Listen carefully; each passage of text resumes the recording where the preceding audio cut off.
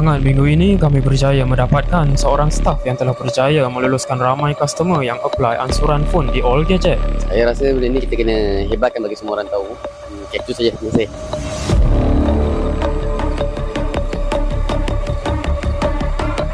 So, ingatkan benda ni tak nak jadi isu sangat. Di mana orang cakap kedai kami ni telah meluluskan ribuan ramai customer.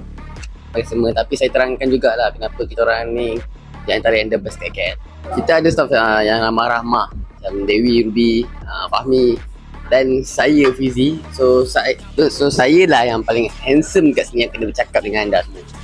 Jadi alhamdulillah sale kita bulan ni melonjak naik. Rakyat Malaysia kaya-kaya. Jadi kita nak seru rakyat Malaysia supaya apply smartphone ansuran di All Gadget Maisuri Ceras. Ramai customer yang dah lulus dengan kami, siap ada free gift bagi. Apa lagi yang korang nak? Jadi betul lah kabar angin yang menyatakan All Gadget ni ansuran trusted? Apa pula tak trusted?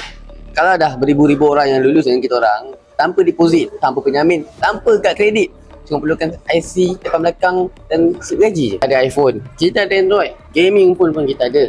Semua kita ada kecuali kata-kata manis semua. Sekarang ni saya minta netizen luar sana agak tak kecoh lah pasal hal ni.